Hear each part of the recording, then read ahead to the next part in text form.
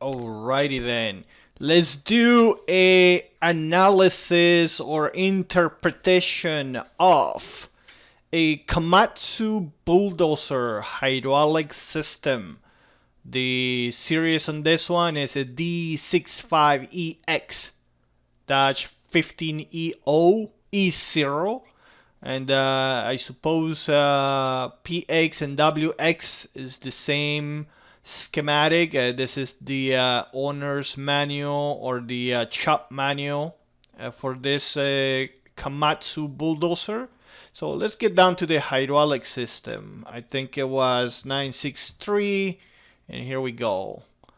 Diagram, hydraulic systems. I think this is for the powertrain. Is that the translation? That's the hydraulic system of this schematic, so of this particular bulldozer. So let's look at this in the right direction over here. Let's see it. Okay, we got a better view over here in the right direction. And we start with the pumps. So what we see is a double pump and a single pump. And let's get to it. If we see the line of, let's start with this one, a scavenging pump. I don't know what that means. I suppose these lines over here, they may be PTOs, power takeoff, to rotate the pump. So if we take this one, it's a single pump, and it takes oil from here, goes around, goes up, come this way, follow the line, and goes to this valve over here. This one, I don't like the drawing of this one. Let's see if we can get it closer. It has this pilot line over here, and almost looks like some type of pressure reducing, but I don't know why. This arrow is down. It has a pilot line over here. It looks like a relief valve. I don't know what this is in here for. But this is a lubrication system. Lubrication valve, cracking pressure, 3 kilograms per centimeter square. Usually in the US we talk about PSI, pounds per square inch, but they do in kilograms per centimeter square. So let it be whatever they want to do. So, but this one is for lubrication, steering lubrication. So it seems like there's a pump feeding the steering lubrication, and this is a pressure setting for the for that particular line. And if we see, it has another T over here coming something else over here.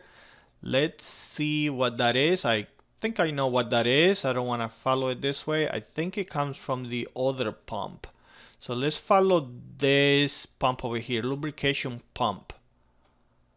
Call it the lubrication. It goes this line over here, a second to the bottom, and it connects to that T. Somehow, for whatever reason, they do have two pumps feeding the same system. A lubrication for the steering. I don't know why they do it that way. I don't know if that one is a standby or not, but they have two pumps feeding the same lubrication steering lubrication system, and so that's what one pump is, and the other one, this one here and this one here. Now let's go to this other. This is part of the double pump. This one seems to be a bigger pump. It doesn't show the GPM, if you notice. No RPM, no GPM, and the pressure settings are at the valves over here. So let's follow this other one. Goes this way. This is a filter, and also a relief valve with pressure cracking. So in case the filter gets dirty, it goes through the relief valve and it goes through the system. Something else that I don't like about it, it doesn't show an indicator of a pressure differential indicator to show that the filter is dirty. It likely has it in the system, I would think, but it does not show it in the schematic. So if you follow this one over here, it goes over here, this goes one T over here and another T over here. Let's check out this T. It goes up here and it comes this way. And without me knowing what the machine does exactly, I can see something that says RH brake, LF brake. I suppose it's right hand and left hand brake for something. And the way they show it is has a check valve over here and two valves. And one is parking brake valve and main brake valve. If you see the main brake valve, in both cases over here, the flow goes through and it's feeding to the brakes. I don't know if it engages the brake or disengages the brake. I don't know how the mechanics work, but you have flow and pressure going to the brake line and activates or deactivate the brake. And if you move this valve, meaning the main brake, it cut off the flow coming into the cylinders, and it relieves some of the flow back to the reservoir from the cylinder over here. I would call it a cylinder. And the same thing happened on this one. It relieves some of the pressure or some of the fluid, and it goes back to the reservoir. It does not show the reservoir. If you see, there's only two arrows, but I believe that would be back to the reservoir. It's a drain line, a tank line, I would say it is. When the valves are not activated, the brake is fully engaged, doing whatever it does, activates or deactivate the brake. So that is this T over here. We go to the next T line. Let's see what this does. Let's go back. Let's look at this one. It also has a valve, a relief valve. And you gotta go across this valve. See, and this is what I think it looks like a regulator valve to maintain certain pressure. But if so, this arrow, I think it should be even over here. I don't like the way they draw this drawing for this valve. I don't know if it's a sequence valve or whatever it is. It might be a sequence. It looks like it would be a sequence, but I'm not completely happy with the drawing of it. You know, I don't know. Maybe my fault. You know, maybe their fault. I don't know. Possibly mine. But thing is, it goes through this valve, and it has another one over here. I suppose this is a full pressure relief of this one. This would be a relief, and this would be a sequence, even though they're both drawn the same way. So you follow the line over here. Let's see where this goes. Follow the line, goes through here, and this is a temperature and pressure sensor. This is a pressure gauge and a temperature sensor. So it goes through here and it follows, goes this way, and follow this other line, and it goes to a cooler. This is a cooler. I don't know if it's air or possibly an air cooler. I would say there might be an air cooler, given that it's in a mobile machine, in a bulldozer. I don't think it would be water. But water would need a stationary machinery, and this is a mobile machine, so it's possibly an air cooler. I mean, yes, an air cooler, air exchanger. And so it comes through here, and it keeps going, comes this way, and we have another relief valve over here, and we go to this point. And this, what does it say? TM lubrication valve. I don't know what the TM stand for, but I think it's the maximum pressure for a lubrication system. And over here it says PTO lubrication. Kind of makes sense. These are, it looks like PTOs. You know, a PTO is a mechanical component. It's not a hydraulic component. So this might be their interpretation of PTO, a power takeoff. So it might be lubricating some PTOs over here. And over here it says TM lubrication. I don't know what TM stand for. Might be something related to the bulldozers for Komatsu. So this line feeds some lubrications, and this is a relief valve. And when pressure goes up to a certain level, once again it goes back to the reservoir. This is a relief line over here, a tank line that I would call it. So that is this T line over here, and then you have one more T coming this way, and it says TM control valve at F2. I don't know what is the F2 in the system, but if you have a bulldozer like this, you would know more about the machine. Let's get a little bit closer on this one to see it. Let's see, come on. Let's get a little closer. All right, let's see what we got. In this circuit over here, there comes a T. It has a little choking of the line, like a needle valve.